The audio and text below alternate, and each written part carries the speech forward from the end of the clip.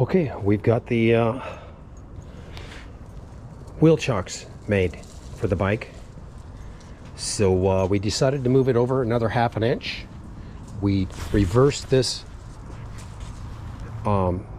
ratchet so that it's up higher, so it's not rubbing against the bike. So now the only thing that's going to be rubbing against the bike is this, and I'll throw in a piece of tape there. But we're gonna, before we drill these in place, we are going, these ones are already in place, but I do have to fire a couple of screws up from the bottom too to make sure they stay on. But before we do that, we want to put this bike and make sure that we get it nice. We want to make sure that the wheel chocks are nice and snug. The actual part that locks the bike from rolling. So we're going to take this bike.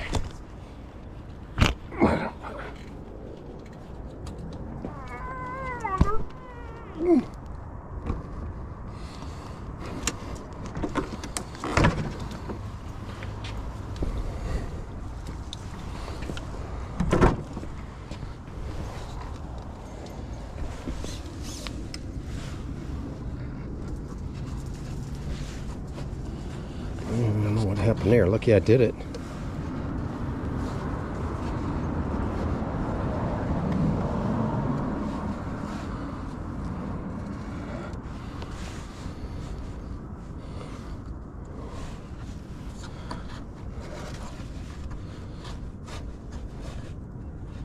Just one trying to get it centered.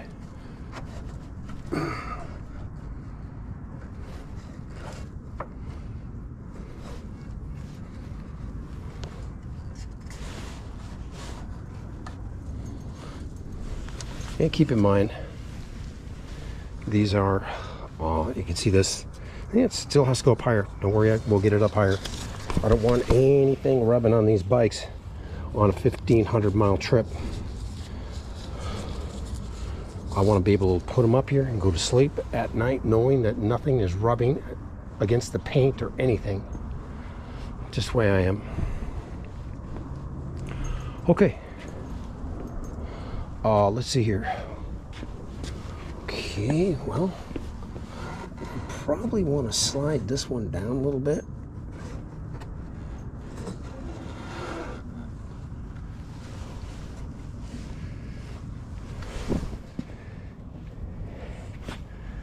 That's just about where you want it, right there. So what we're gonna do is take our pan, which I just had a minute ago. There she be. No, I don't want that one. I just want the pan. I gotta take these keys out of here, man, before they get trapped deep into the pocket. I want my pan. This is too thick. I swear to God, I just picked it up. It's gotta be right here. There it is.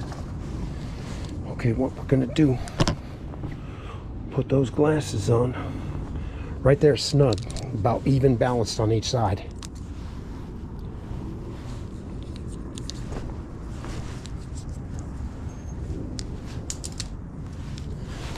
We can put it in this pocket. I got a hole in this other pocket. This is just my work jacket. Okay, we marked it right there. That's where we want it. That's a nice snug wheel chock. You follow me? Right there. Okay, now we're going to put in 2 screws from the top. These are 2 inches, so they're just tapping into the bottom part just a little bit.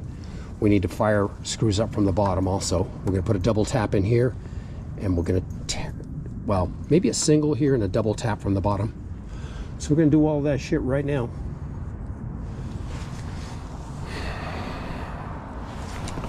Beautiful. We got those marks in. You can see that it's styled and dialed in. Like I said, we moved it over 1/2 inch more, and it's gonna be interesting. I might be able to pull this fucker. I'd love to leave I certainly want to leave the T-rack on. I don't want to take it off tonight. So I should be able to pull this fucker into the garage. Now I'm going to have to move a few things down there, but it should go all the way into the garage. So it's going to be interesting.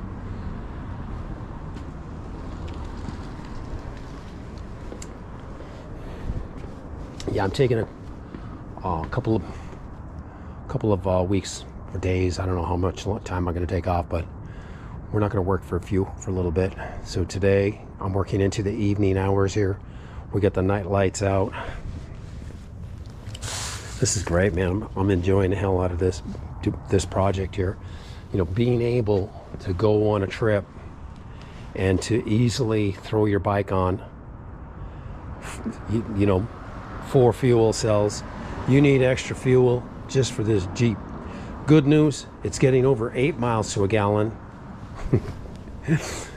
so far. So I mean, that's the reading that you get from the gas thing inside of the vehicle, which could be on or off, who knows. But I'm glad to see that it's up over 8.3, and it's probably not accurate, but we will do the most accurate test when we go down to Costco to fill it up in a few days. And I may have showed you these before. Whenever this is loaded, of course. Wow, there's a magnet on there. There's a trim piece inside this wheel well. It's right here. We're going to take it off on both sides because you can see that it's going to rub. Now, once they level out this Jeep, I'm actually going to tell them to make the back an inch higher than the front when they do the fine tuning on this Jeep. Right now, it's an inch lower. I want it an inch higher because when I take this Jeep, other than just riding around town here, when I go on a road trip, it's either going to be carrying this shit here or it's going to be towing that rig right there on a trailer, which all of that is weight onto the hitch. So you know, if the back end is a little bit higher from the get-go, when you load it all up, it's not going to be real low in the back, you know what I'm saying?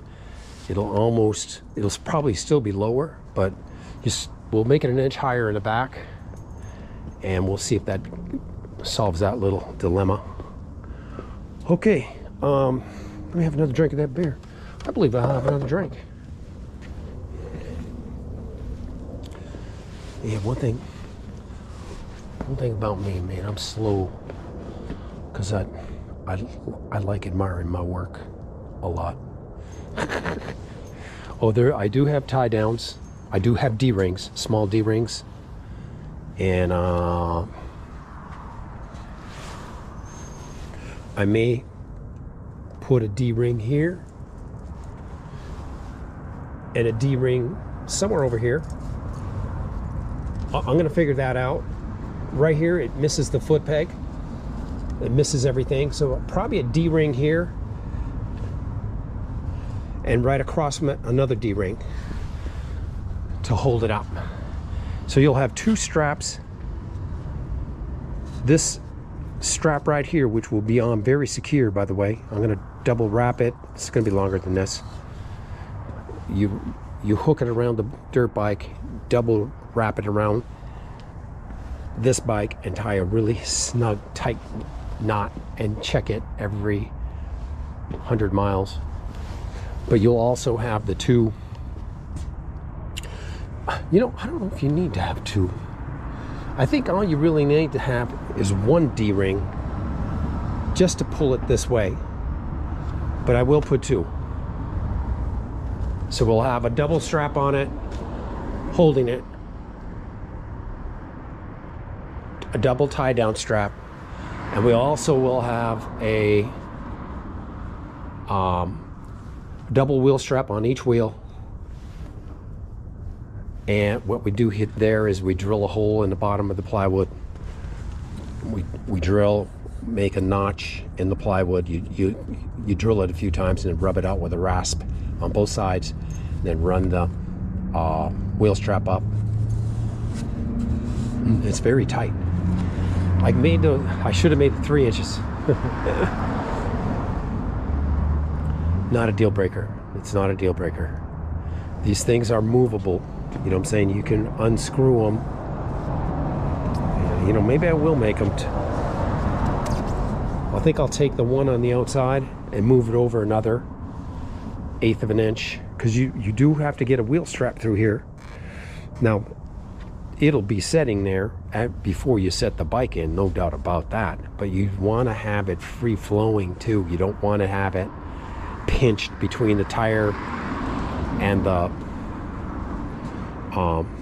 wheel chock. You don't want that pinched in there. You want it free flowing. So we're definitely going to move that other side over at least 1/8 of an inch, if not 3/16 of an inch. So good thing I threw the bike in there.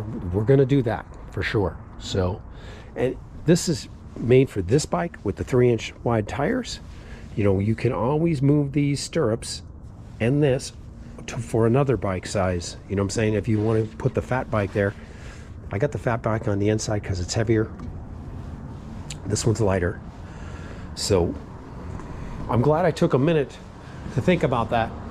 We'll definitely move the wheel chock on the inside. We'll move it over another 3/16 of an inch, so you have space to run the wheel strap, tie down strap. So good to know. Good to know. I mean, you could do it, but you do not. You want it. You don't want it pinched in there. You want it free flowing. That way you can tell if it's tight or not real easy. If it's pinched, it could be loose. And if it's loose, then you got serious problems. So we definitely got to move it over a little bit. It's not a deal breaker, gentlemen. It's not a deal breaker. Guys, let me tell you something. I got this. I love this shit, man. Fuck. You can take a look at my sprocket. Like I said, I cleaned it. Look at how nice and clean my rear sprocket is. This is sawdust from making cuts. But man, sweet. Now I cut off the strips. I cut off 6 inches here, so it's going to be lighter. And I didn't put all of it back on. Obviously, see, I put these wheel chocks back on, so that adds the weight back on. But there's still another full strip and a half that I didn't even use. So either way, I lost weight by doing it. You know, it's lighter, so that's a good.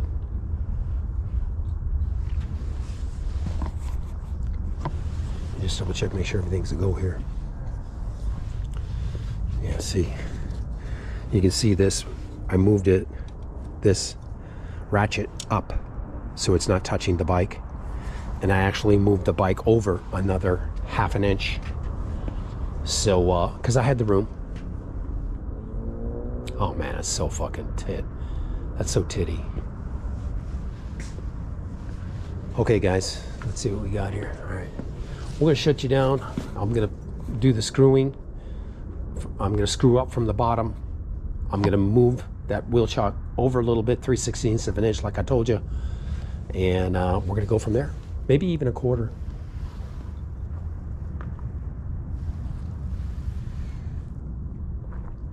Let's do it and let's get to work.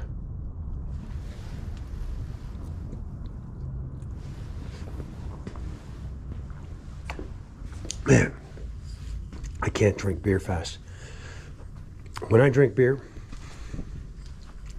it's in an ice cold glass, and I throw 3 or 4 ice cubes in there.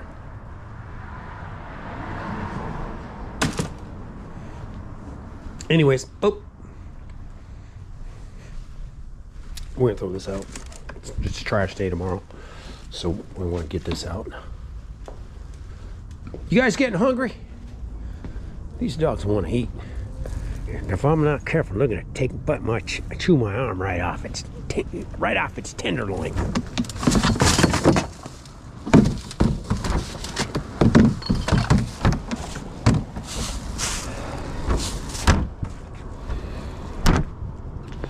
And of course, we will show you another video, one more this evening, of the, hopefully, of the Jeep parked inside of here. Now, it's gonna come all the way up here. As a matter of fact, the two things are gonna hit this wall. The two, I don't know what you call them, bumpers. The two bumpers. Plus, I have to move this stuff. I gotta move the chair, I gotta move the tools. The chair's right there, and the dog food. I gotta get it out of here so that I can pull the Jeep all the way into the end. It's gonna be so tits, guys, I'm telling you. To be able to hook this baby up and leave it on is great.